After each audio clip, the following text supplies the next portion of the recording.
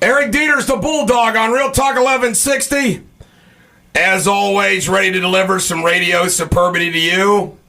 And I always like to start the show, with little analysis, see what's hot out there. Ladies and gentlemen, the American jury, I want to start today, or actually my dad would say, car start, you begin. I grew up in a home, ladies and gentlemen, with a very educated father and a mother who taught English. Never say, "Where's my coat at?" in front of Mary Sue Deters. She will say, "Behind the at." Coat at. You don't end sentences with at. I've learned that, TC. That's right. My mom spent all the... And look, I still talk this way. But ladies and gentlemen, the American... Now you're on the radio. You're a big-time talk show I'm on the host. radio making money by speaking. Yeah, that's funny. You say your mom taught English? Mm-hmm. And art. My mom was an English minor in college. This is too weird. We're Leos. I know. We're both bald. That's it, man. Parents taught English. We're going to rule the world. Chemistry, baby. TC, I want to just... this is an incredible accomplishment, and I think it bodes well for the future of television. The Hatfields and McCoys aired Monday night, which I thought was smart. That was shrewd. Memorial Day night, people are in for the weekend, long weekend, and they're going to sit down and relax. They're going to watch it, and then Then it was on Wednesday or Tuesday and Wednesday, and it concluded. According to the Atlantic Wire, 13.9 million tuned in to watch the Hatfields and McCoy, which is just short of how many people watched a recent episode of American Idol. Put that in perspective, 13.9 million. I think Jersey Shore has like 7 million viewers. And the History Channel, I have criticized publicly the History Channel, and this is funny because Senator Grassley from Iowa got in the act earlier, but I've been complaining for years that the History Channel needs more history. With all due respect, folks, I'm not going to watch The Pawn Shop and all those other shows that aren't history. And the History Channel did this Hatfields and McCoy. Kevin Costner signs in as Devil Anse Hatfield. And they got Bill Paxton, to play Randall McCoy. And it was incredible. The quality of the cinematography, the setting. They actually filmed it in Romania, which I think is kind of funny, where they did Cold Mountain. But the story, it needed 6 hours to be told. They told it well. It was gripping. You would sit there and it would just make you cringe with the senseless shooting and killing and everything. And then the end, gosh, it ended well. How cool is it that Devil Anse Hatfield died in his sleep, an old man? And I don't know if you chose sides. I'm from Kentucky, but I chose the Hatfield side in this. The McCoys, Randall McCoy was just weird. And it was true to form. They followed the story. And Hatfield, he didn't want this to come about. He tried everything he could. And then, of course, when his brother was shot and killed, it was okay. But then he was also the one that decided to end it. But it was extraordinary. And what's great about it, that it was a success, is the History Channel is now going to do more of these. And you know what I think? I haven't talked to any History Channel executives, but what I think probably happened is they see the success of HBO, Starz, Showtime, shows like Spartacus, based in history, The Borgias, based in history, The Tudors, based in history. And they're very successful. And as somebody who loves history, like many of you do, and myself, it's exciting of what we're going to be able to see and do. And the stories are endless. The history that we report here, I don't know how many movies you could do about segments of Theodore Roosevelt's life, Andrew Jackson's life, the third Chief Justice of the United States, John Marshall's life, Patrick Henry. There's a trial. There was a famous trial in Virginia where Patrick Henry, hooked up with John Marshall, when Marshall was still a lawyer, and they defended a Randolph in a murder. And it's an incredible story. And I'm thinking, my gosh, that could be a movie. I mean, there's just so much great, and they're true stories. Don't you love a true story? And they say truth is stranger than fiction. I think it is. Don't get me wrong. There's great novels out there, but there's plenty of history as good as any novel that's ever been written. So I want to, tip my cap, salute, congratulate, thank the History Channel for doing the Hatfields and McCoys. It was great stuff. And by the way, I got a Facebook friend, and I met him way back when in politics.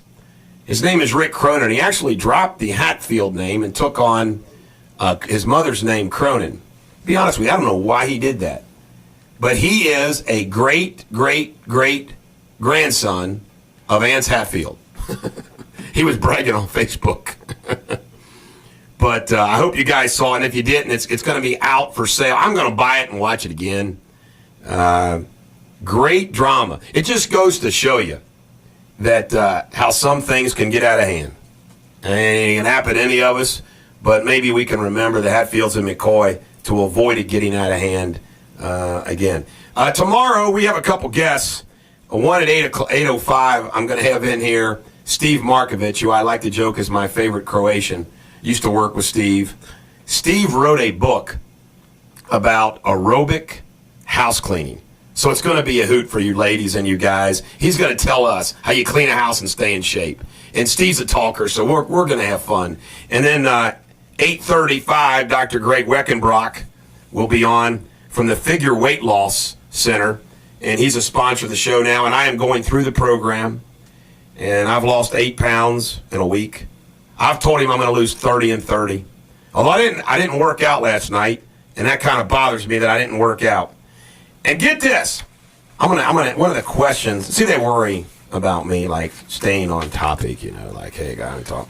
And they don't know what I know. They know, like that good radio is good radio. I know. And Dr. Mark Weckenbrock is a Renaissance man. But I got a tough question for Dr. Mark Weckenbrock. I want to know how Weight Watchers has paid Jessica Simpson $4 million. And I'm only getting $1 million. She's got a lot more to lose than you. I mean, how come I'm only getting $1 million, TC, if Jessica Simpson's getting 4? I guess she's a little more famous than I am, isn't she? That's probably a little heavier. I was thinking about this. You're going to have to lose an additional 10 pounds. Because TV's going to add 10 pounds, so. I think TV is 20. Yep, see, that's more work for you. Latest interviews I've seen of myself. Cringing, man. You know what? If you're honest with yourself, you know when you're fat. Yeah. I mean, you look at yourself in the mirror naked and say, man, I'm fat. I'm not going to tuck my shirt in today. Yeah. Because I can't button it. By the way, that's my technique. Put on those blue jeans, boots, shirt tail hanging out, baby. Yeah. You can hide that stomach a little bit. My whole thing is I want my chest always to be further out than my stomach. Right. And I think it's tied right now. Today, there's a job fair for veterans and military spouses taking place at Paul Brown Stadium from 11 a.m. to 3 p.m. That's today. Veterans and military spouses, a job fair, 11 a.m. to 3 p.m. 77 employers will be on hand, and if you're a veteran, you can learn more about resumes, networking, interview techniques. The VA says more than 13% of those served in Iraq and Afghanistan are unemployed. So let's get them employed. Today in history, 1790, U.S. copyright law was enacted. 1868, the first Memorial Day parade held in Ironton, Ohio. How you like that, Ironton? Really? 1879, Madison Square Gardens opened. 1884, Dr. John Harvey Kellogg patented flake cereal. How about that? There's been flakes ever since. I'd like to get a patent on flake cereal. Maybe we could come up with some kind of green water cereal. Yeah, the flake you can drink. I like that. The flake you can drink. 1889, Johnstown flood. 2,209 people died. That's when that dam broke. Ugh. 1907, taxis first began running in New York City. The first taxi driver was not named Mohammed. He was named Robert. 1913 17th Amendment declared ratified direct election of senators. And Seinfeld debuted today in 1990. We come back. We're going to have your birthdays, pop culture, and we're going to give you radio superbity like we do every day on Real Talk 1160. Make sure you stick around for Bill O'Reilly's Talking Points coming up at 7:28 this morning. And if you have to be at work, you can still listen. Go to realtalk1160.com and click Listen Live. And now, back to the Bulldog. Eric Deters, the Bulldog, with the one and only Sundown. What's he say? When do they ever say what they really mean? Never. Never. They always say, nothing. What's the matter, honey? Nothing. And then we all know the dreaded whatever. Oh, yeah. The worst word in the English language. You never want to hear. Whatever. Whatever. Today's birthdays. You know, sometimes birthdays are boring, but some days are grand. And today's famous birthdays are grand. In fact, we have 4 off-the-chart birthdays. Really? Are you ready? I am ready. Number 1, we'll put the ladies first. All right. Brooke Shields, number 47. Hello. Did you fall in love with her in the Blue Lagoon like I did? Yeah, in the Green Lagoon, but In Endless Love. yeah. You know, nothing is closer to her. Nothing comes between her and her jeans. That is correct. Remember that Calvin Klein commercial? Calvin Klein, that's correct. Steamy. And then, you know, she got in trouble a little bit with some of her public battles, but I think Brooke Shields has turned out just fine. I like her. She could have been. And she's an attractive woman, too. Very. And she could have been Mrs. Michael Jackson. Really? Remember back when they were kind of kicking it, you know? Yeah. Good move, Brooke. Joe Namath. Broadway Joe, 69. Man, he's lived it hard, baby. Yeah. But they did that documentary last year on HBO, I think it was, and it was great. Broadway Joe. I like Joe Namath. Yeah. I don't care if he got drunk and hit on that sideline reporter Monday Night Football on national television. I still like him. Hey, we all have, right? We all have our moments, don't we? Come We've all on. been that sideline reporter. I mean, come on. You all know I've had my moments. But I've been walking the straight and narrow. You know how good I've been, TC? I know you have. I am being good. Because, you know, they're still listening. That's right. just one. But they ain't got nothing on me. I've been walking the straight and narrow. Your character is healthy and in fit. That is correct. Character and fit. Clint Eastwood. 82 years old. Really? Dirty Harry. And you know what? Just to honor Dirty Harry because, you know, he is Dirty Harry. And by the way, I liked his Detroit commercial. I love that scene in that movie, Unforgiven. Yeah. You shot an unarmed man.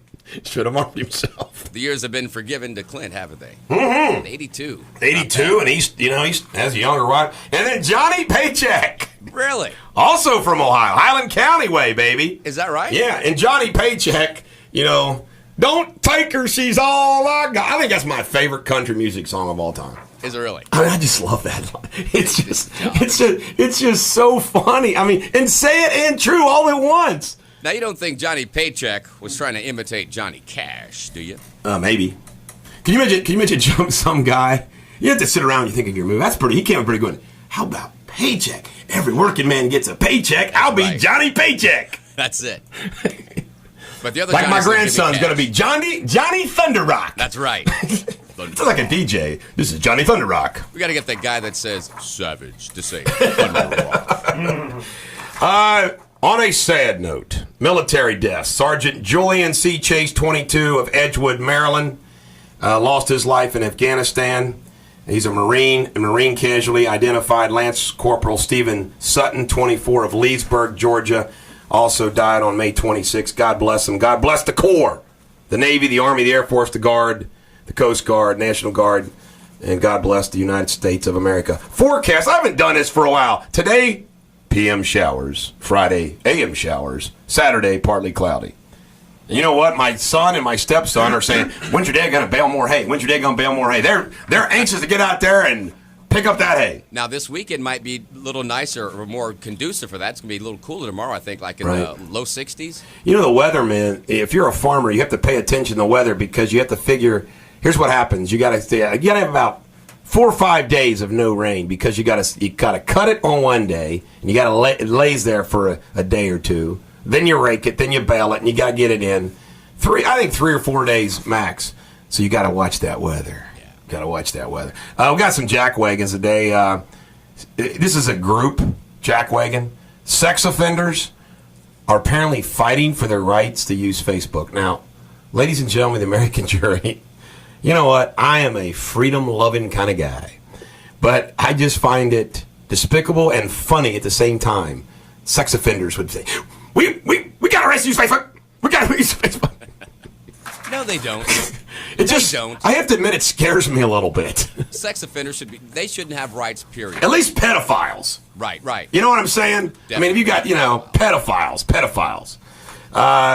And then, great history story. Do you know, and I'm going to give you the short, abridged version, but the guy that invented the sewing machine in 1834 was named Walter Hunt. And the Depression was going on, and he didn't bother to file a patent. And Elias Howe invented a similar machine a few years later and got rich. Hunt patented the first fountain pen and the first repeating rifle, but he never made products off of them. So the guy's name is Walter Hunt. He invented the sewing machine, the fountain pen, and the repeating rifle. And he never made a nickel off of them. He needed an attorney. What about that singer guy? When did he come into the picture? I don't know. Because everybody knows about the Singer sewing machine. That's a good point. I don't know. He must have gotten a patent. He must have got a patent. Bottom line is you get a patent. He got rich. You got to register it, baby. Exactly. You got to trademark it. By the way, William came up with a much better question of the day today. Would you rather marry an ugly woman, ugly man who is rich, or a hot woman, hot man who is poor? And I got an email from a Bulldog Nation member that said his wife would say ugly and poor. Well, if you marry an ugly woman who's got money, you can send her to Dr. Kurtzman. Shall I answer this question? Be careful. No, I'm telling you right now. Wife listening? My wife is attractive, and she did not come from money. And whether it was her or another, I would rather marry attractive and poor than ugly and rich. Well, I don't know. First of the month, I want her to be ugly and rich. The rest of the months, you can be pretty and poor. Now, I want to let you know that's because I'm 49. 10 years from now, I don't know. Yeah, I might be broke and looking around. By the way, without naming names, on this subject, this is hilarious. Without naming names, I'll protect his identity. I ran into an old buddy of mine last night, and he was really down on his luck a couple years ago. Went through divorce, lots of problems. Yeah. He's hooked up with a rich widow. Nice. I gave him so much slack. I mean, it was hilarious. And at the end, I said, hey, I'm happy. I mean, seriously, I was happy for him. Yeah. These guys. But speaking of this subject, I'm not kidding. A buddy of mine, man, he landed the jackpot. Yeah, he did. Landed the jackpot. Just keep giving her that green water. Green water is all you need. Pretty soon, you'll be rich. Shakespeare for the day, though. This be madness, yet there is method in it. That's our motto, isn't it, TC? I think so. By the way, do you got any green water besides green water flakes? We do have a green water. We'll do it after O'Reilly talking point. And pop culture is next when we come back. This is the Buldog on Real Talk 1160. Eric Deters, the Bulldog on Real Talk 1160. That bumper music that we went out with, Hungry Like a Wolf, was Lady Di's favorite song. Favorite song. We have some news about Mary Kate Olsen. Rumor has it that the fashion designer is dating Oliver Sarkozy, the managing director of the Carlyle Group and half-brother of former French President Nicolas Sarkozy. The 42-year-old and the 25-year-old have been dating a month. You gotta like those younger girls that like the older guys. And by the way, a Bulldog Nation member sent me a message saying that what happened, why can't you marry rich and good looking? I guess that's an option. No one wins the lottery twice. But that's not a rhetorical question. That's too easy.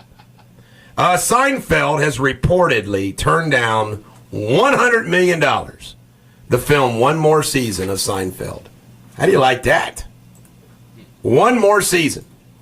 93% of the men, according to Yahoo News, say their favorite bathing suit on a woman is a basic two-piece bikini.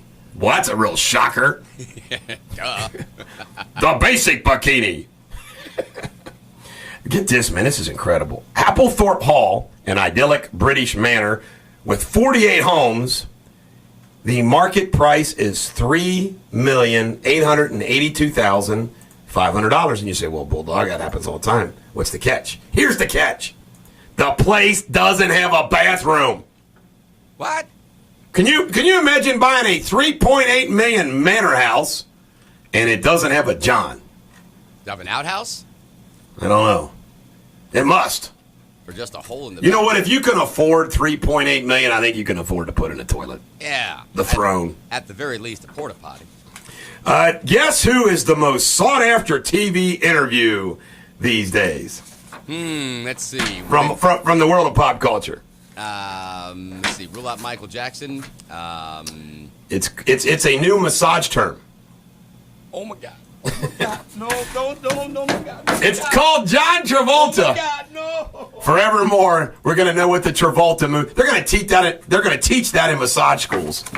Now, when your patient tries a Travolta on you, you should do this. They used to call that something different, didn't they? Like the special or what? Some other happy ending. Happy ending. There you go. No, but what he did isn't a happy ending request. It's like, well, I'm not going to describe what he was doing. Apparently. Yahoo reports that our good girl Barr, Raphael or whatever the heck her name is, and Olympian Shaun White, yes, the red-haired guy, we're seeing getting more than close at a New York club. Buldog note to this story and report: see what fame and not looks gets you. Come on, man. Shaun White. Ew. I like Shaun White, by the way. I think he's a cool guy and everything else. But come on, man. You feel my... Yeah. We're on the same page on that one. George Lucas says he's tired of Tinseltown. You know, it is kind of amazing. He apparently he had to fight studio executives to get Red Tails distributed. George Lucas, the creator of Star Wars... I just figured some people, like George Lucas, any movie he makes, he's going to get distributed. And he had to fight like heck for it. And he's had enough. And he said he's retiring, and he's going to make low-budget films for fun. Well, good for him. Good for him. But, how, if George Lucas has problems. Right. Gosh. Well, he had so much trouble trying to get Star Wars made, the original. He went to every studio, and everyone was like, dude, this is the era of disco. No one's into sci-fi right now. Yeah. And he struck a deal. He said, I will forego my director's fee if you just give me the merchandising rights on the characters and that kind of thing. And they all said, all right, whatever, go ahead. That was a bad move by the studio. Bingo. Think about all those Han Solo action figures and Luke Skywalker action figures and all the costumes at Halloween and the lightsabers. Man, this guy cashed in. I just want to tell you, TC, there is a reason why I love that I have the nickname Buldog. Yeah. You can put Buldog on lots of things. Gene Simmons, Mr. Brand, they put Kiss on everything. Right. Kiss that. And he's... If you own a product that you would like the Buldog, please text me. Bus driver Shiley Harrison, 24 of Cincinnati, is believed to have sold heroin to undercover officers in Walton immediately after finishing her school bus route in Cincinnati. Hey, would you like to buy some heroin? They sell to an undercover cop. Now, how did they know? There must have been some kind of sting. Somebody must have tipped him off. I've done some stupid things, but I always chuckle at the people that sell things to undercover cops. Meet the girl off Facebook that's 13 years old, undercover cop, and hire the person to kill somebody who's the undercover cop. Right. A, if you're going to kill somebody, do it yourself. Two, don't mess around on the internet with young girls or young boys. Right. It's kind of sad, but if you think about it, stupidity and misery are what keep guys like us in business. Self-inflicted wounds. As a newsman, I've self-inflicted myself. As a newsman, every day, what do? I report on somebody else's stupidity or somebody's misery. And you, as an attorney, you defend somebody's stupidity or protect somebody's misery. You're right. So we have to thank those people for being stupid and miserable. Thank you for being stupid and miserable. This came out yesterday. First, we have Todd Frazier saving a woman from dying using the good old Cincinnati-based Heimlich maneuver. You know, everything can be traced to our city of Cincinnati, can't it? Yeah. Aroldis Chapman's girlfriend was tied up and robbed in a Pittsburgh hotel while he wasn't there. He was at the game. She's been released from the hospital. Pittsburgh was a weird visit. Can we all agree that the next time the Reds go to Pittsburgh, they're going to say, man, let's just go someplace else. They lost 2 of the games. You know, it was a weird trip to Pittsburgh. Just want to play at home from now on. In the last few years, we can't beat Pittsburgh. What's the deal? We beat everybody but Pittsburgh. I don't get it. They lost yesterday, by the way, the Reds 2-1. They play Friday. They're off today. They play Friday, 8:05 at the Astros. Mike Leake will be on the mound. Now, ladies and gentlemen of the American jury, there were some major sporting events last night, and I watched them the same time I was watching the Hatfields and McCoys, and both of these games finished after the Hatfields and McCoys. The Heat beat the Celtics 115-111 in overtime. They're up 2-0. LeBron James scored 34 points. Rajon Rondo from University of Kentucky had 44 points. They had 8 rebounds, 10 assists. He nailed 2 threes at the end that kind of like, you thought it was out of reach until Dwayne Wade hit a free throw. This is crazy what Rondo did last night. Paul Pierce fouled out, but the Heat are now up 2-0, and the Celtics look beat.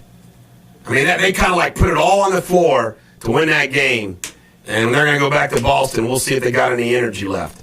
And then in the NHL, the Kings, who have not lost a road game in the playoffs, in the Stanley Cup Finals, they start off the Stanley Cup Finals beating the Devils 2-1.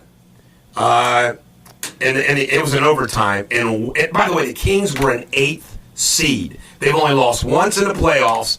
And here they beat the Devils on their home ice, and they're off to a 2-1. Incredible story, the L.A. Kings. And I'm rooting for the Kings. You know, you got to choose between the Kings, you know what Eric means, King, versus the Devils, who are the Devils. You got to root for the Kings, unless you're from New Jersey. Now, what if Eric meant devil? Would you root for the Devils? Actually, I did root for Devil. Devil, Ants, Hatfield last night. I was hoping he didn't die, and he didn't. All right. And then we have the NBA draft last night. And by the way, this is so stupid, this lottery thing. You know what? Football and baseball does it right. You're the lousiest team, you get the first pick. Right. Not just trying to see the other worst teams get a chance too. And guess what? The Bobcats. Michael Jordan is snake bit. Greatest basketball player of all time. He messed up the Washington Wizards. He's got the Bobcats messed up, the worst team in the NBA. And guess what? The New Orleans team, who was just sold by the NBA, which was ran by Howard Stern, the commissioner, they get somehow the number 1 pick. The New Orleans gets it. Yeah. And so here's Michael Jordan's team now not getting number 1 pick, which means Anthony Davis at Kentucky is going to be a New Orleans St. Hornet. And by the way, I looked at the Hornets and Bobcats rosters last night. Just out of curiosity, one name I recognize in the Bobcats, Kemba Walker from Connecticut. And on the Charlotte Hornets, it's not the Charlotte Hornets, New Orleans Hornets, I recognize Eric Gordon, the guard. These 2 teams are terrible. I don't even recognize a name, not from college or anywhere. Who are these players? Came out of nowhere. It's weird. You know what's weird is if you look at in professional sports, a lot of times you have a superstar athlete who becomes a coach or a manager, and they do okay. But you look at a guy that was never like the superstar. Sparky Anderson was a second-rate second baseman. Exactly, but he was number 1 man. Bill Plummer, another one, behind Johnny Bench. He went out to Seattle, and the guy's a phenomenal manager. Right. 2 more things in sports. The Pro Bowl survives another year. It was so bad this year. It was like, let's see if we can score 5,000 points.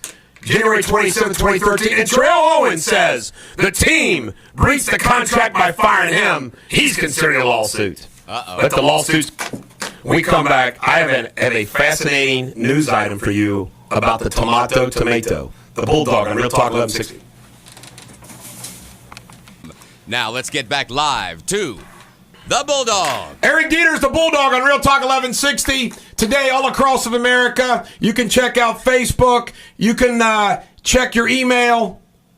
It's amazing. 50% of Americans are descendants of the Hatfields and McCoys.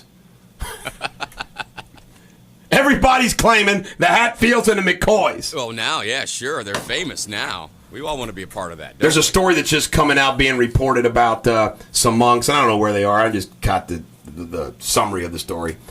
Some monks can't make caskets anymore. Only certified manufacturers. You know what, folks? Let me tell you something. If, like on Hatfields and McCoy, boy, they built a lot of caskets. You know, if somebody wants to build a pine box and stick their loved one in it and put it in the ground, who the heck cares? That's the way I look at it. Because the reality of it is we all know what happens when you go in the ground anyway. Right. All right, tomato. Did you know that they've decoded? Now, I'm going to tell you something.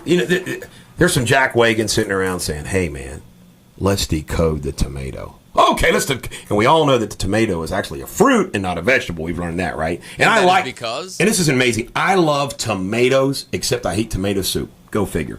Anyway, they found out the human being. We know this. The human being has 24,000 genes. Okay. The human being. The human being. Oh, being. Oh, okay. Guess what? Tomato has 31,760 genes.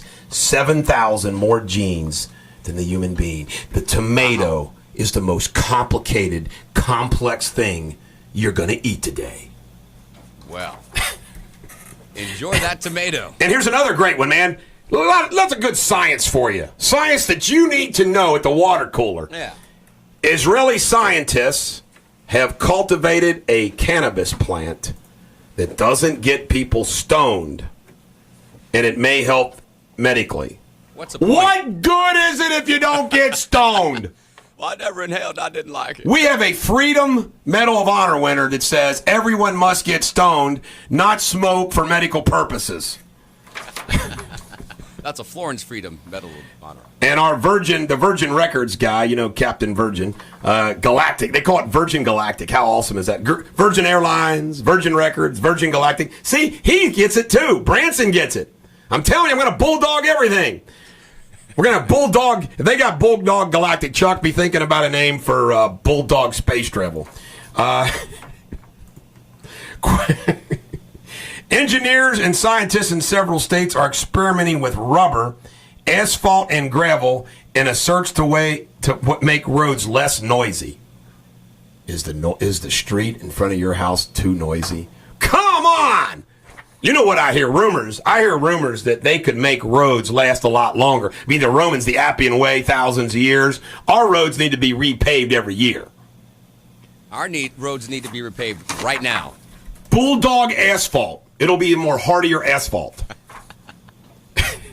New York. Put your name on everything, don't you? You know, that's a lot of liability I'm an enterprising kind of guy. That's a lot of liability, though. Although I could live I always said I could live in an apartment with a big screen TV, comfortable couch, car that works. I could live like that. I really could. I still would prefer to be rich. Chuck's already weighed in. It's going to be called Bulldog Aeronautics. Wow. Take that, Virgin Galactic. Can't say that one. That's a long We're going to compete with Virgin Galactic. A proposal by, I tell you what, Mayor Michael Bloomberg is a fruitcake, man. He is now saying he's going to ban the big size of sugary drinks in New York City. Now, I got a question. How big's too big? 8 ounce, 12 ounce, 24 ounce? We are now going to have sugar volume police in New York City. No more big gulps. No more six. Now, you see what's happening? I predicted this. Remember, at first it was a smoking ban, and I said, what if somebody decides that America's too unhealthy? Let's get everybody healthy. Now they're going to cut the sugar out of everything. All of our vices are going to be gone before you know it. TC, I got a major announcement to make. What's that? I just thought of this. Aren't our best shows when I do humor? Do some humor, and I'll let you know. No, I'm talking about when we go through this stuff and we're making fun of everything. Oh, yeah, it's always fun to Let's make fun vow of that forevermore our show's just going to be funny. No more serious stuff. Okay.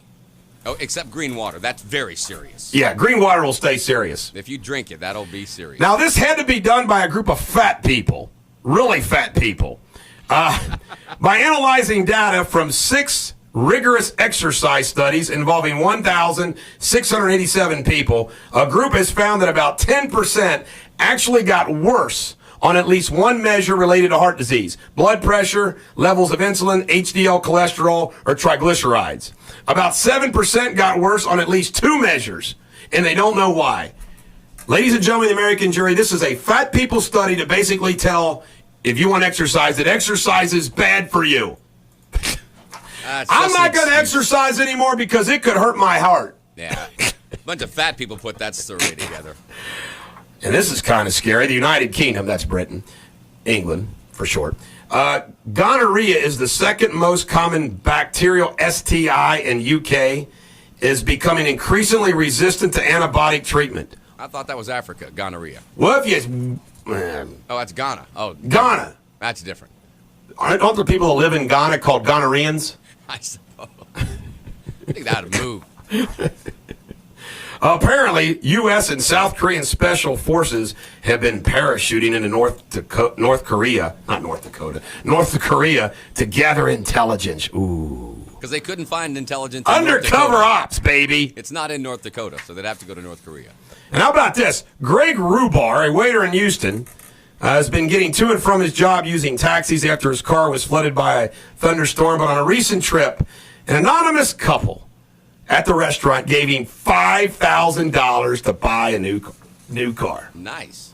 He must be a great server. If you are a waiter or a waitress, you all need to call Greg Rubar and ask him what his techniques are. You might get a $5,000 tip, too. Never rub another man's rhubarb. Let me see if we got anything else newsworthy. The Archbishop of Milwaukee, Cardinal... Wait a minute.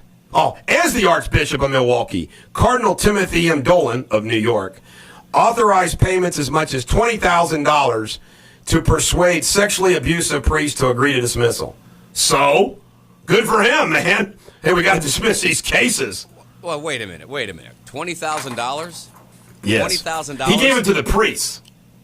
He gave them to the offenders. He gave them to the offenders to agree to the dismissal of cases. I don't know about that. I say throw him in jail. Wouldn't reward him financially. You can tell TC's not Catholic. How come you got to pick on the Catholics, TC? I am very Catholic. However, there are some things that you expect a priest to stand for. You know, I know, but we'll be serious. We'll break our vow. Okay. Just for a second. There is nothing more... There's nothing so terrible as someone in a holy position breaking a vow. Right. I mean, that's just... if I do it, it's bad too, but, man, when you're a priest... John Edwards' trial, the jury just keeps on deliberating. Now let's make fun of this. Imagine that last final that you've got to take before you can graduate, and you don't know if you passed it or not, and the teacher won't tell you what your grade is. That's the situation John Edwards is in. The judge even made fun of him. He says, she said, the jury sent me a note saying they have reached a good stopping point for the day. That's what she said. Everybody started laughing. Oh, John Edwards passed out as she said that. Oh, you think that's funny, Judge? I don't think it's so funny. God, boy. And I tell you right now, folks, you do not want to get thrown in down in Gitmo, okay? Because you know what they're doing down there to the prisoners? They wear headphones blasting music from Sesame Street. Days after days after days. Wow, that is a punishment. Poor Sesame Street. What if you like Sesame Street? Can you imagine some radical extreme Muslim as he's listening to this Sesame Street music? He's dancing all day long. Singing his ABCs. I love this. Doing his numbers. Down on Sesame Street. This is the Bulldog. When we come back, more Radio Superbity on Real Talk 1160. This portion of Bulldog Nation brought to you by the number 4 and by the letter Q. Eric Deters, the Bulldog on Real Talk 1160. I tell you right now, we're having fun today. Fast and Furious fun. Fast and Furious. Speaking of all the people that say that they're related to somebody, well, Jim from Verona claims that his great-great-great-grandpa was Bad Frank. Bad Frank was the guy from Kentucky that went over trying to kill the Hatfields. And he also has a nice idea for Bulldog. Bulldog Asphalt, a mixture of old bones and green water. We know where the bones are buried, in the green water. What would happen if we mixed bones and green water? Would it make a longer-lasting asphalt? well, you could patch a 6-inch hole in a boat with it, so you never know. Ladies and gentlemen, the American jury today at the White House, the Bush portraits, George and Laura's portraits, are going to be revealed. Can you say awkward? Wouldn't you love to be a fly on the wall? Awkward. In the Oval Office? Here's President Obama, former President George W. Blaming George W. for everything. And the real president, George H.W. Bush, is going to be there as well. Daddy's going to be there. Looking over his shoulder. I'm proud of you, son. Texas style. I look back now and I realize what a great president Bush 41 was, because he had an exit strategy. Bingo. He got out. He was smart. Man. Yeah. But He's World War II era, baby, and he had good advisors. He served in the military. He understands. He understands. Good man. It always, the people, it's weird to me, the guys that have fought in the military, seen action, seen death, they take a more cautious approach. Isn't that funny? The people that, let's go to war, let's go to war, let's go to war. They don't know what it's like. They have no idea. I don't know what it's like. But you know what? I've seen enough pictures, heard enough stories to know that it ain't pretty. Can't be. Speaking of ain't pretty, hear about this letter, the love letter Michael Jackson apparently wrote to Lisa Marie Presley. It was on the auction block. You shared with me at your break, and we can say that word on the air. It's not an FCC forbidden rule, but we can say that. Ladies and gentlemen, the American jury, this is no kidding. I once asked the ladies at the law office that I used to work at my dad's firm where I was when I was a young lawyer. And when you're a young lawyer, you really have a lot of blast with the young staff people because you're kind of in the same boat. You might be a young lawyer, and we used to have some fun. And I remember asking the ladies down in the real estate department, for $1 million cash, would you, Michael Jackson, and not one of them would take $1 million. And maybe this is the reason why. This guy wrote a letter to Lisa Marie, who's an attractive woman. She's the king's daughter. And he was an adult when he wrote this letter, okay? Yeah. This is TC, tell him what he said to Lisa Marie Presley. Lisa, I truly need this rest. Haven't slept literally in 4 days. I need to be away from phones and business people. I must take care of my health first. I am crazy for you, love turd. Michael. Ladies, have you ever received a love letter from a paramour, a pursuer, a stalker that called you love turd? Would have tried that this and weekend. if you did you go, oh, he's so sweet? I want to see how far that gets me this weekend. You be my love turd. Jeez, Pete. Run away with me and be my love turd. We'll buy a $300 million home with no bathroom, and you can be my love turd. Get this. A shopper is suing Neiman Marcus because Neiman Marcus won't take back $1.4 million in gifts from a cheating ex-husband. Let me set this up. Cheating ex-husband gave $1.4 million gifts, and ex is mad. Take these gifts back. Oh, Neiman Marcus says, no, thank you. Do you have the receipt, ma'am? I'm sorry, we have a return policy. I'm sorry, man. That's as your husband's lovers. We can't return those without a receipt. By the way, that's a pretty lousy lover if they try to turn in stuff on your account on you. Really? What are you doing? Wish you could maybe have a yard sale. Condoleezza Rice yesterday endorsed Mitt Romney. Buldog note, don't go out on a limb, Condi. Don't take a big chance here. Wait until he gets 4192, and then... Gosh, she's so where's she been for the past few years? She's been kind of silent, hasn't she? Yeah, she has been kind of quiet. She wrote a book. Did she? Super PACs and other outside groups shaped by a loose network of prominent conservatives, including Karl Rove, the Cook brothers, Tom Donahue of the U.S. Chamber of Commerce, plan to spend roughly $1 billion on November's elections, the White House, and control of Congress. Let me tell you something. Barack Obama's got $700 million. I'm glad they got $1 billion. This is insane, man. Spending in politics is insane. Yeah. It needs to stop. They should just give us that money and let us distribute it.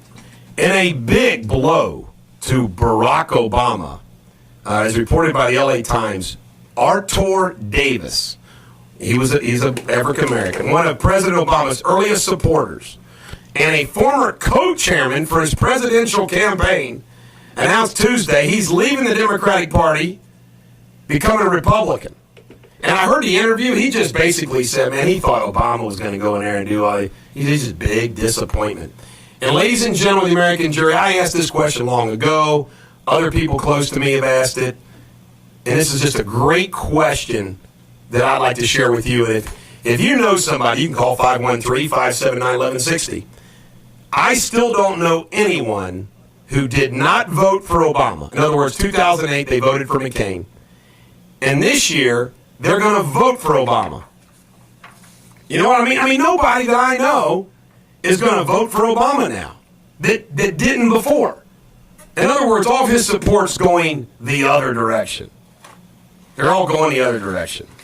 The Texas congressional candidate who favors marijuana legalization beat 8-term incumbent El Paso Representative Reyes Tuesday in the Democratic primary for the congressional district.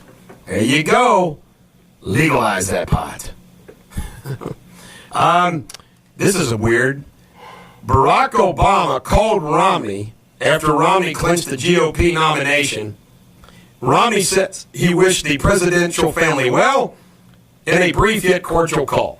Now, ladies and gentlemen of the American jury, let's have Saturday Night Live this week do what happened after those calls were completed. Romney hangs up. He says, I'm coming for you, buddy. Obama hangs up. You big rich jerk. And then one of the White House aides calls back and says, "You have Prince Albert in the can." I mean, what an awkward moment. I think it showed class for Barack, but it was meaningless. I mean, come on, calling Romney to congratulate. Now, here's the thing about it. How did we know that this conversation took place? Somebody alerted the media. It was planned. It was staged. That's a good point. You know?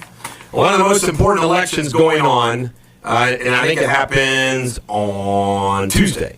According to Marquette Law School poll released Wednesday, 52% of the people likely to vote in Wisconsin's June 5th election say they back Governor Walker.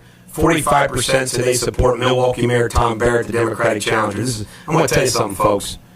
This has got national repercussions. I mean, the whole public sector union bit, everything is at stake here. Oh, that's right. And it looks like these poll numbers actually grew. He was up by 5. I think his lead has actually grown maybe a little bit. But the eyes are watching Wisconsin. You know, it's amazing. You think about Wisconsin. You know, Wisconsin, a big state. You got Milwaukee. But then you think about Alice Chalmers, Caterpillar. You know, the big, I think Oshkosh Bagosh might be there. Cheese, dairy farms, beer. I mean, you think about it, Wisconsin's got a lot going on. Pretty state. We have Prankster on the phone. Prankster, you're on Real Talk 1160. What do you got for me, buddy? Well, I called you up on outsourcing jobs, but since you brought up about Wisconsin, what's going to happen in Wisconsin? Is the governor going to be kicked out, or? Well, that's what the vote's going to be, and what it's looking right now. What it's looking like now is that Walker will hold on, and he won't be kicked out. But this was a recall vote, just like I did to Davis in California. Yeah, exactly. So we'll find out on that whether it holds. What do you want to say about outsourcing jobs? Okay. Can I mention we'll go this way. The phone company. I didn't name the name of the phone company, but the phone company. I call up there. My grandmother, she's having problems with her phone.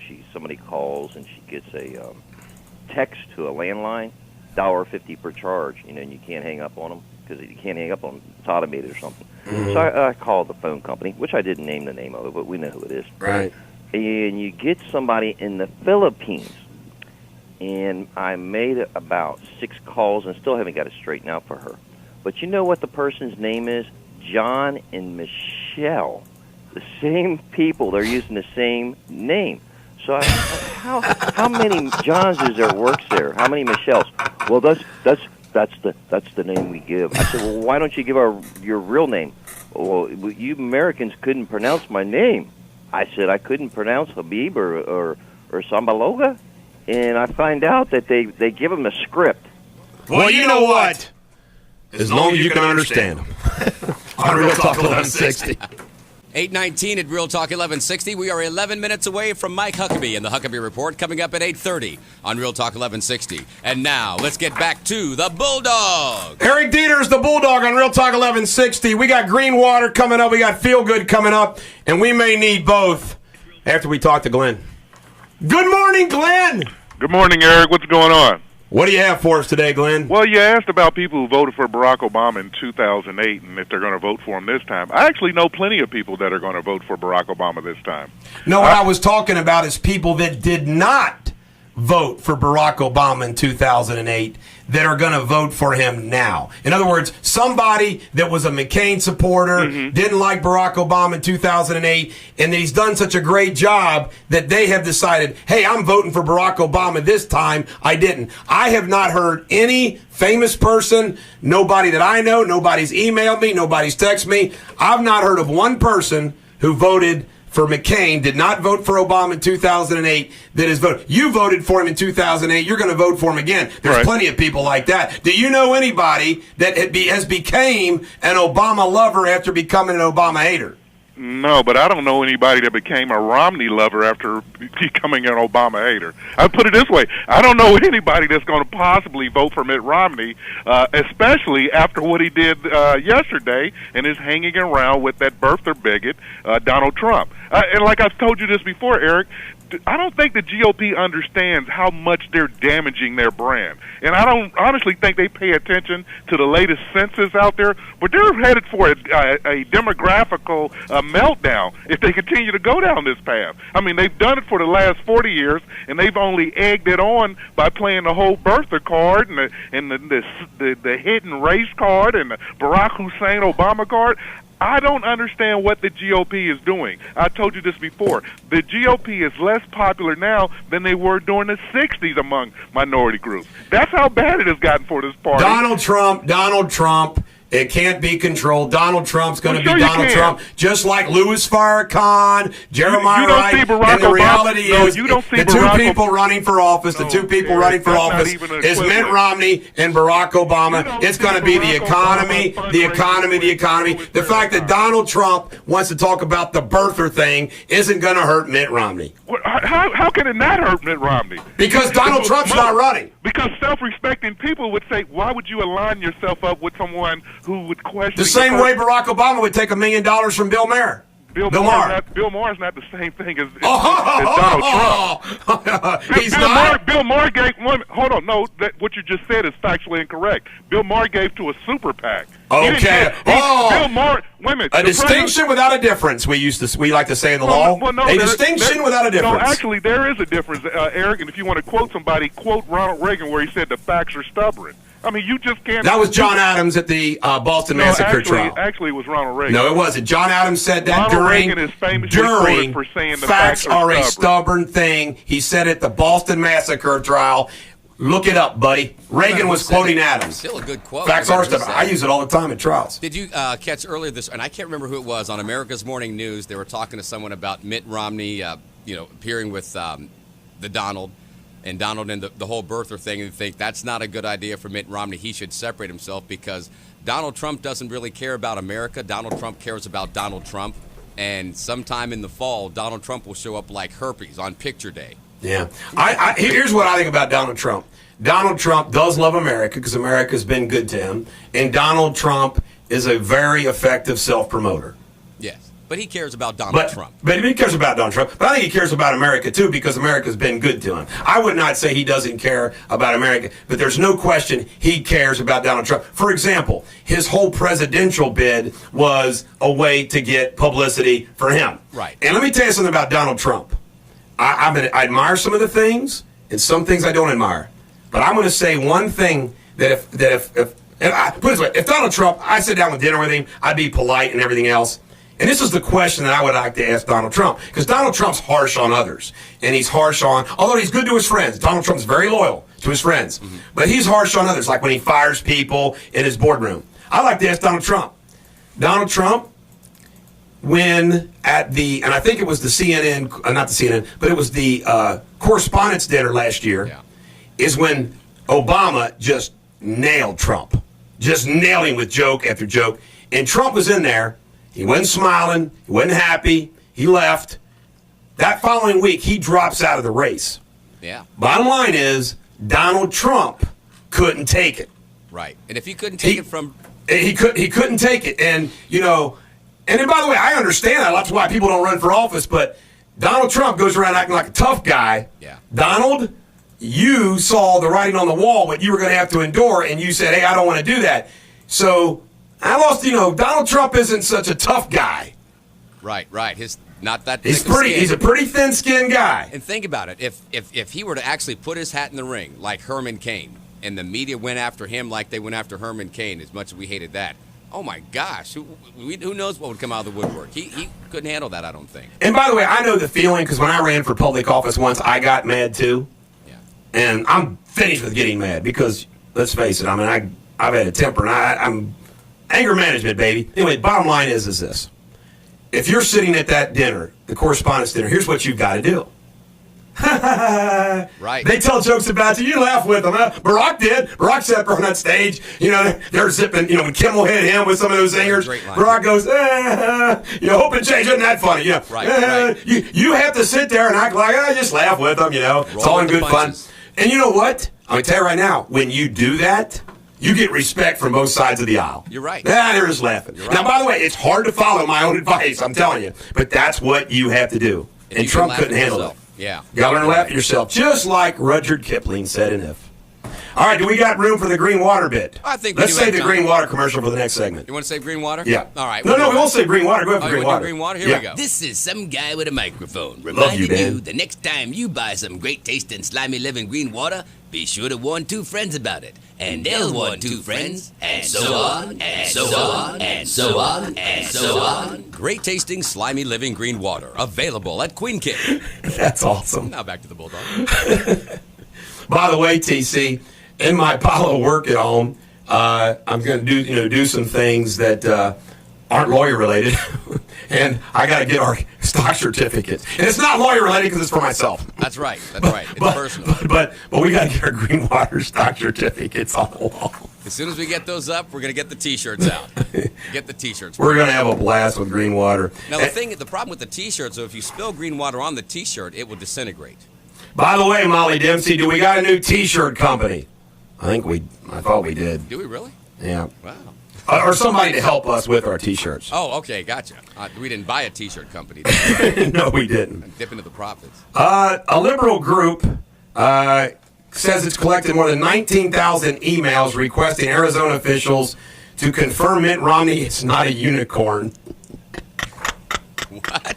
Without such group, Left Action argues with tongue-in-cheek, Romney may indeed be a unicorn, his dark mane hiding a horn, and therefore ineligible to be on the press. 19,000 emails.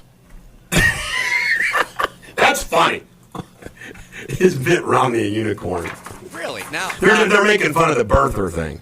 Now, I think that time could be better spent doing something else. Anything else. Anything else.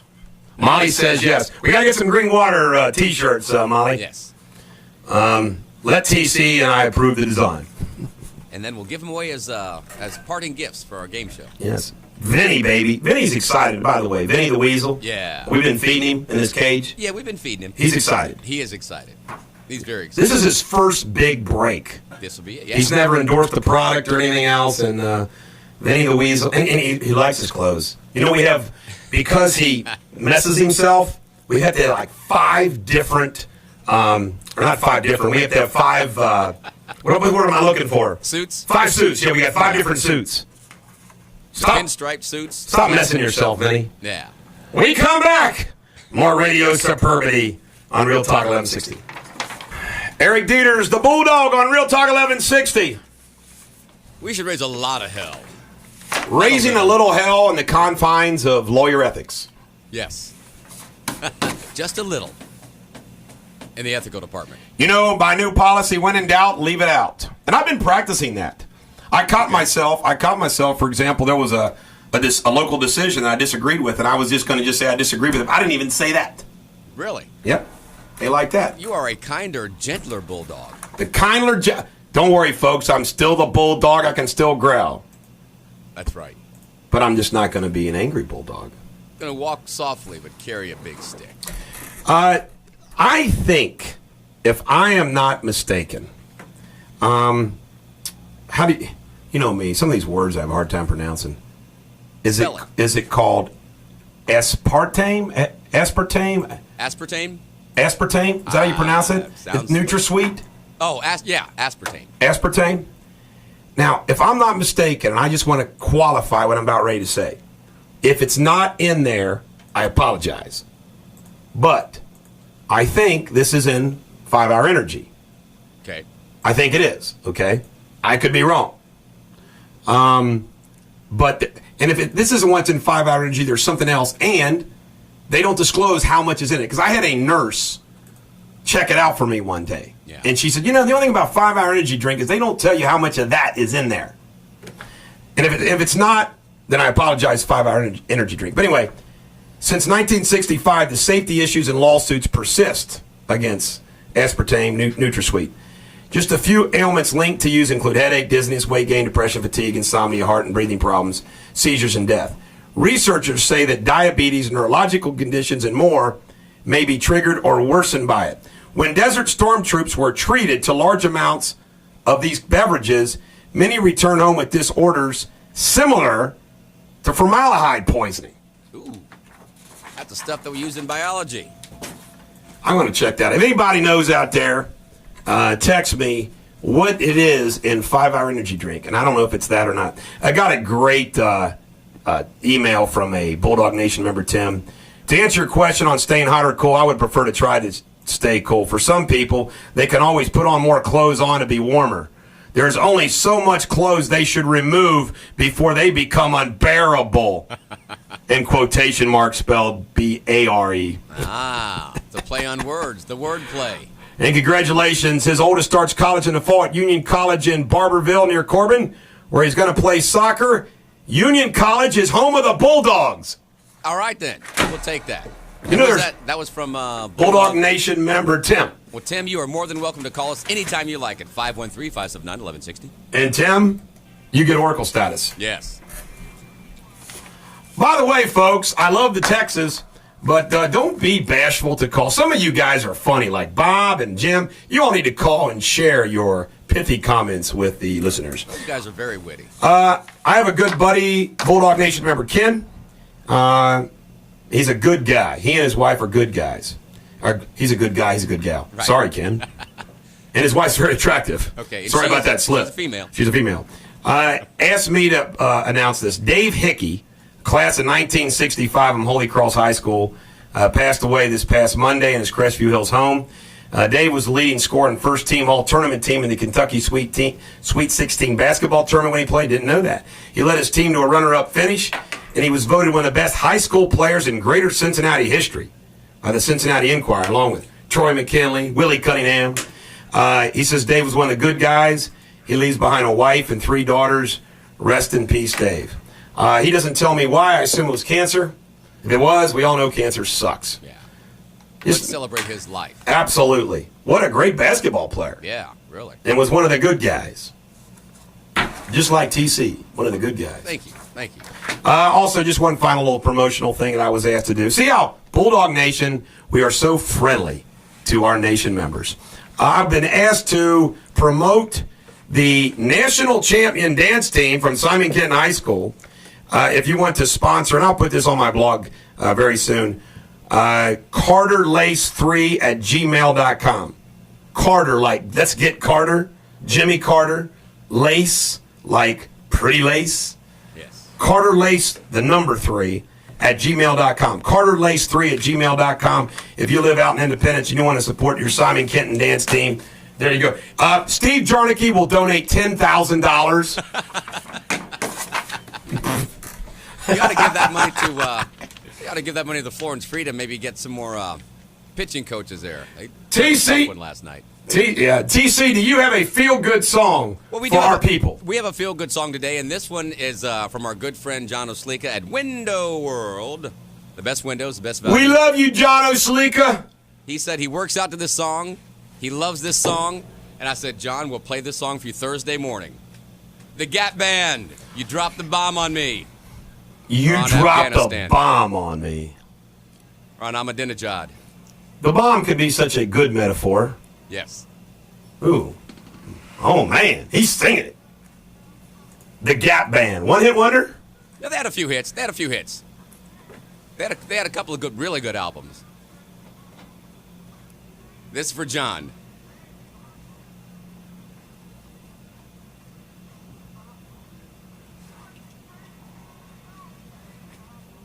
This will be stuck in your head all day. Drop the bomb on me. Let's drop it on Ahmadinejad. Bulldog Nation, have you ever had a bomb dropped on you? Metaphorically. It's your baby. Yeah, that was the bomb. That was a bomb. It's your baby. Come home from work early and your best buddy is cars in the driveway. What? What? Or you come home with somebody else and your wife's home. True story. I played mixed league softball. Yeah. Guys, girls. Yeah. And there was a girl's really good softball player. She told us this story like waiting around for a game once. She went home early to get a bat, back to... Right. And her best friend was in bed just with her boyfriend, and she just threw up. Oh, man. She saw. I mean, that was her. Yeah. Just physical, how sick she got. That. Just, blah. Honey, I thought you were playing softball tonight. That was the husband's response. No. Here's what I bet you the response was. It didn't mean anything. Right. It didn't mean anything. Honey, I was drunk. I didn't know what I was doing. Oh, my God. Oh, my God. I think I can do John Travolta now after listening to you so much. Oh, my God. I wonder. I mean, like you said, metaphorically, how many people have had a bomb dropped on them?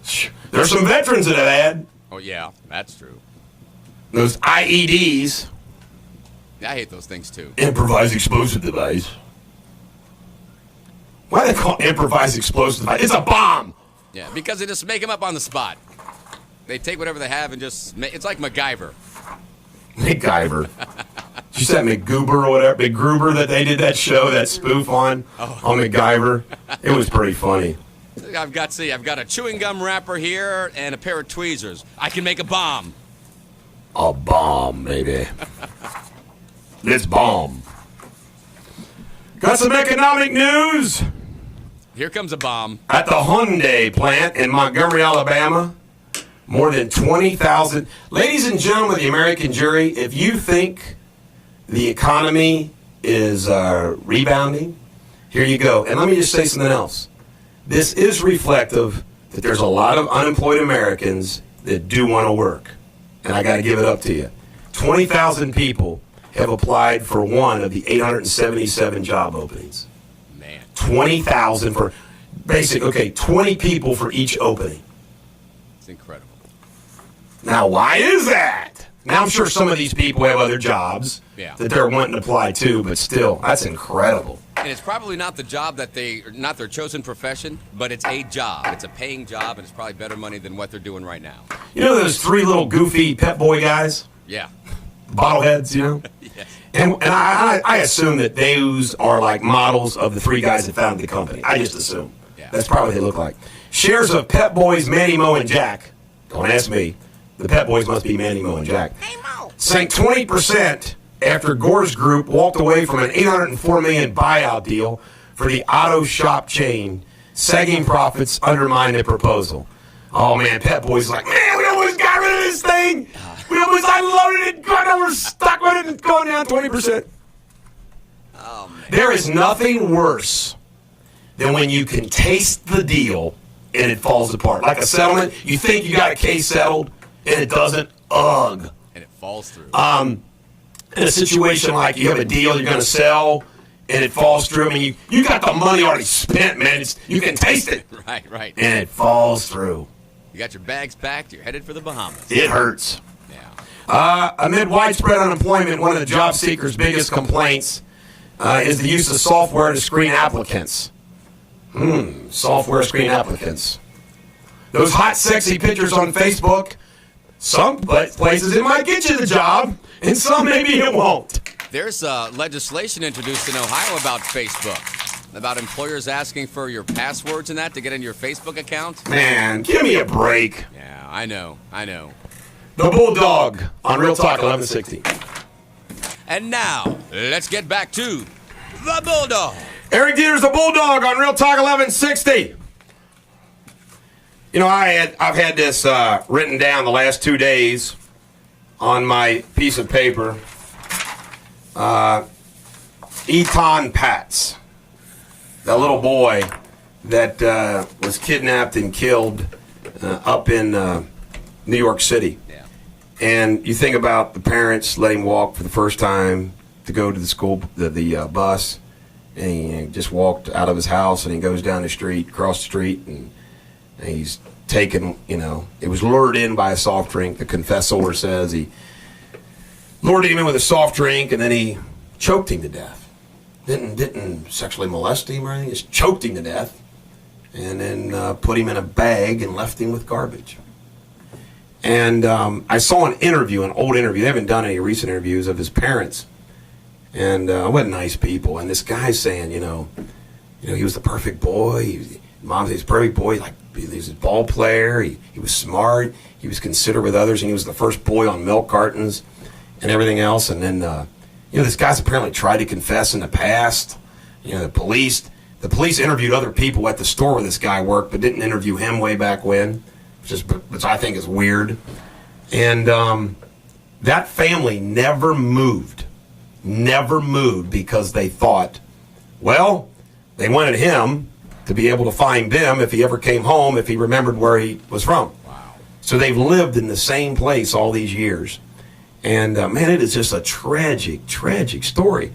And then we have this Willie Cunningham. We found out yesterday from the coroner that, Gustafson, who's a great lawyer, has reported that the mother said that the babysitter said he fell down the steps, gave him some ibuprofen, went to bed, died on Friday. Well, now, they're saying he was probably dead longer than that, maybe as much as 4 days. So that kind of throws a wrench in her story. And you have to wonder, is she protecting somebody, her boyfriend? Like, for example, this, boyfriend, gun to head. If you tell anybody, I will kill you. So she's not going to, But all that aside, both these cases, just terrible, terrible crimes, to innocent little kids. And, how do you...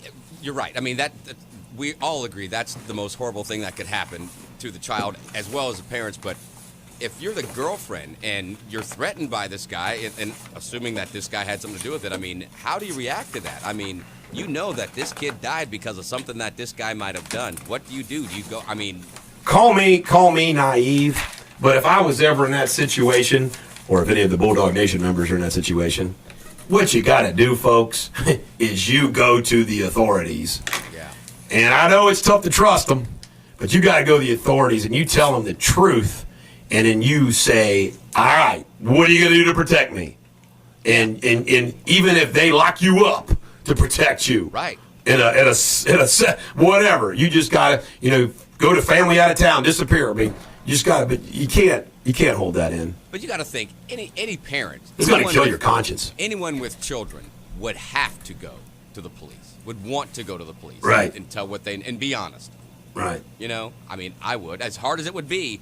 You got to stop and think that's somebody's child, right? We got a case we recently reviewed. Well, I can't talk about that. Bottom line is, it's just tough. It's tough. Yeah. Why people do stuff like that, I don't understand. What I was going to say is, because I don't want it to be misinterpreted. Last summer, we had reviewed a case, and when you review a case, sometimes you find out stuff. Yeah. It's like, not good. I just don't understand. Don't understand it. Boggles the mind. Boggles the mind. One thing for sure is we will not see these guys in heaven. I want everybody to know that if you need to reach me, remember that I'm currently under suspension in Kentucky, Ohio. I go before the Board of Governors next Tuesday at 9 a.m. down in Louisville. So next Tuesday, by the way, we'll do an early show. We'll record an early show or something like that, TC. All right, we'll knock it out. We'll knock it out. But the bottom line is that I'm hopeful that I'll be back in Kentucky very soon. But if you need to email me or text me about the radio show or a Florida case, 859-250-2527 or eric@ericdeters.com. You can follow me on Facebook. Remember, realtalk1160.com's got a website. Realtalk1160's got a Facebook site. Also, you can follow me on Twitter at Buldog. Highland County Press and Journal News. I write for. Pick up a copy. TC, you got anything you want to promote or that I forgot to promote? We want to promote Laura Ingram Follows Me, of course, followed by Michael Savage, followed by Mike Huckabee, followed by Wildman and Rick the Brick, who do a great job with sports. And I'm sure they'll be talking about the Chapman girlfriend case and the Reds. And let me see, they got a lot to talk about. We got the NBA draft. They got NHL, NBA hockey. They got, boy, the sports show ought to be good tonight. Look at all that Aroldis Chapman's gone through in the past 2 weeks. I mean, speeding ticket, an arrest, and sued a month ago. He's had a rough month, and he's still throwing strikes. No, that's just too coincidental. I mean, if this is his girlfriend and someone came in, now they didn't physically harm her, right? They tied her up and robbed her. Okay, now I wonder who these people were. Is that some connection to this other stuff going on down in Florida? And she's apparently from Maryland too. Yeah. So. Oh, I did want to promote a great play that I saw last night, although I didn't get to see the ending. The second act took place 20 years later, and I just didn't have time to wait around. So. But it's probably a pretty good play. That's funny. Coming out this Friday, TC, is a great movie. It's called Snow White and the Huntsman. Is that what it's called? The Huntsman? Something like that. What's it called? Snow White and the Rick Huntsman? What it is Charlize Theron plays the Wicked Witch who says, "Mirror, mirror on the wall." And the girl from the vampire movies, what are those movies called? Kristen Stewart. Huh? Kristen Stewart? What's the name of the movies I'm talking about? The teeny bopper movies. Twilight series. Kristen Stewart plays Snow White. And then the guy that plays Thor is the huntsman who's ordered by the queen to go rip out Snow White's heart. Oh. And man, the special effects from this previews is incredible. It looks like a fun version of Snow White. I'll bet it is. Now, Charlize Theron is going to be the wicked. She is the wicked. Yeah, she's the wicked queen. Boy, she looks mean in that thing. She's phenomenal. One of the best roles. For somebody as beautiful as she. Yeah. She played that serial killer. That ugly, vicious, mean serial killer. It's been about 10 years ago. It was an incredible actress job. Stranger Than Fiction, was that it, or was that something different? I don't know, but she played a lesbian, very masculine-looking, blah, blah, blah. And it's like, oh, that's Charlize Theron. She had to do because she's beautiful. Yeah. I thought Glenn Close had a lock on all the evil. The evil? That's a good point. Well, they're going with a different direction. Oh, okay. But I just think it's going to be great. There's nothing like it. I get it. One thing about living in America, TC, isn't it great? We always have something to look forward to. This is true. There's a sporting event, there's a concert, there's a movie. Right. There's that date. By the way, can I ask you a personal question? The answer is 42. How's your love life? 42. You hear that? The answer, Jeopardy. We played Jeopardy just now. How's your love life? 42 now. That's pretty good, TC. It's a float. It's a float. That's one good thing about being married. You don't have to worry about your love life anymore. You just write it off. I'm just teasing. Yeah. You got to keep the romance, right? That's true. Speaking of things to look forward to, are you a Foreigner fan? I love Foreigner. Their greatest hits album, every song is in my iPhones. Jukebox Hero. Great. Jukebox Hero. Double Vision. Dirty White Boy. They're going to be at. They're going to play at a Florence Freedom game on August 4th, I believe it is. I'm going. Yeah. That's my mom and dad's anniversary. Is it really? Yeah. Why don't everybody go? I'll buy. Great show. A Coke. Well. It's Thirsty Thursday. This is the Buldog with TC. Every dog has their day. Hope tomorrow's yours. This has been Radio Suburbia. Enjoy George Harrison for a few refrains. We'll be back tomorrow on Real Talk 1160.